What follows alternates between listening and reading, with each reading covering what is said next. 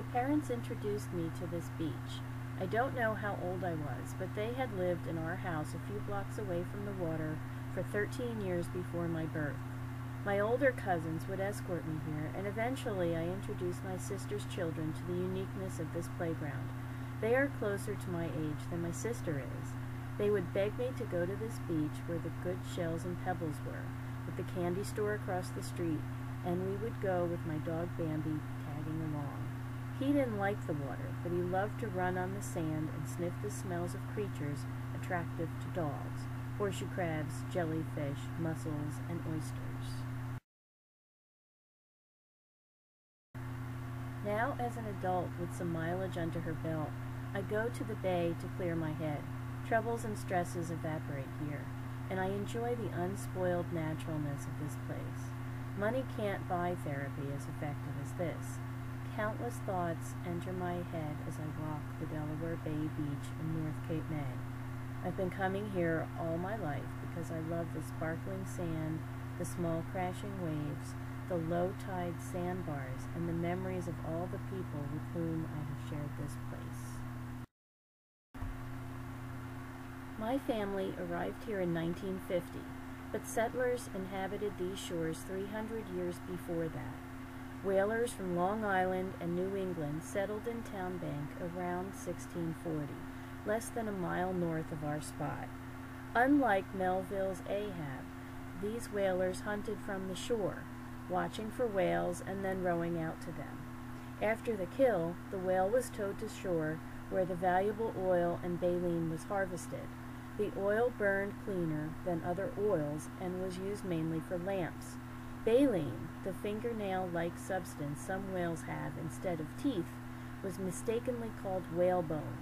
This was most famously used for ladies' corsets. There was a lot of whalebone walking around Cape May's streets in years to come as it became America's oldest seashore resort in the Victorian years, for which Cape May is famous. I would bring friends along to our house by the bay. It's a great place for long walks, flying kites, and picnics. I understood this was a distinctive place, and it made me unique to my friends. Years later, they still remember me sharing the bay experience. Some of us walked and some of us flew kites. I always kept an assortment of kites at our house. Some kites are easy to fly, but some require wind speeds of 15 miles per hour or more. I learned all about the Beaufort scale when I taught myself to fly kites. You can tell approximately how fast the wind is by how the leaves and branches on the trees are moving and how stiffly flags are flying. It took months for me to get my box kite in the air. It required stronger wind than any other kite I owned. I remember the exhilarating feeling when it finally went up, and although it was a bitter cold day and my fingers were freezing holding that line, I flew that kite and even managed to take some pictures of it in flight.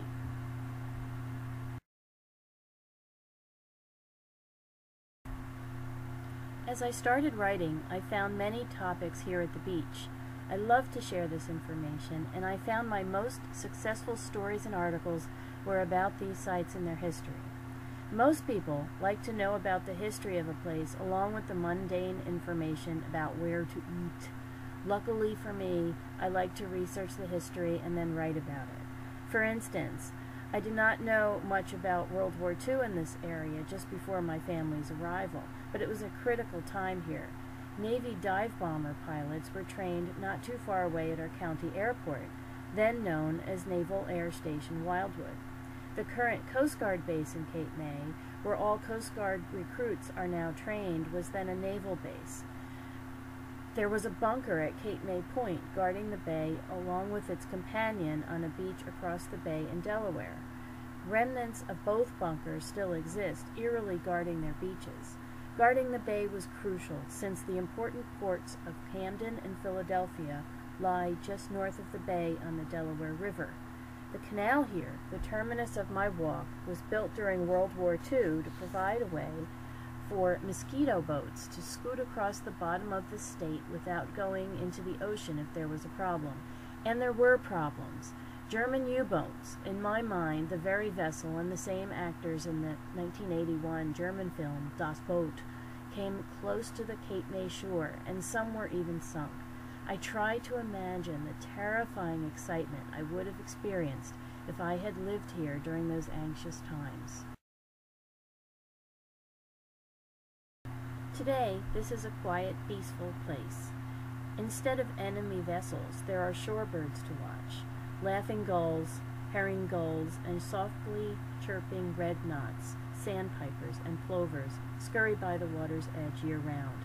Occasionally, the attentive birdwatcher will be rewarded with a loon or tern sighting.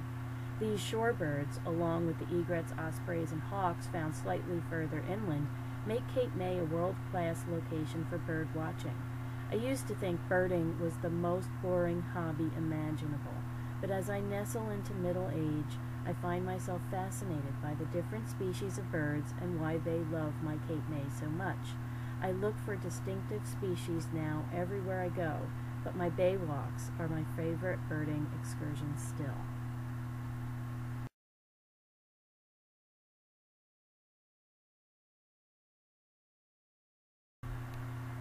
Gulls flock to the intersection of the bay and canal, the terminus of my walks, because this is where the ferries dock.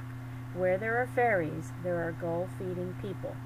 In warmer months, thousands of people ride the ferry between Cape May and Lewis, Delaware. The ferry connects New Jersey's Garden State Parkway with routes 9 and 13 in Delaware. These highways bring the traveler through Delaware and Maryland to the Chesapeake Bay Bridge and Tunnel into Virginia. This makes for a scenic and pleasant ride along a good part of the eastern coast. I can only imagine what changes the ferry brought to the Cape May region when it began running in 1964. Suddenly, these secluded beach towns were playing host to tourists passing through the area, along with those for whom Cape May was a destination. As a pointy peninsula, Cape May had never experienced this kind of temporary population before. It was great for businesses and bored teenagers like my sister, but it had a big impact on those folks who had come to live here because of the seclusion. The ferry is a big part of my experience here. I enjoy cruising over the bay to explore Lewis, which used to be so mysterious to me as a child. Lewis has a fascinating nautical history similar to Cape May's, plus shops and stores, a sprawling state park, and popular beaches and boardwalks. All of this is similar to mine on the Jersey side, but different too. It's not mine. The ferry offers special occasion cruises too. One of these is the fireworks cruise on the 4th of July. The ferry cruises further north on the bay to allow its reveling passengers a good view of the fireworks and set them off from a barge on the bay. It seems like a festive voyage, and we can hear the music from our chairs on the shore.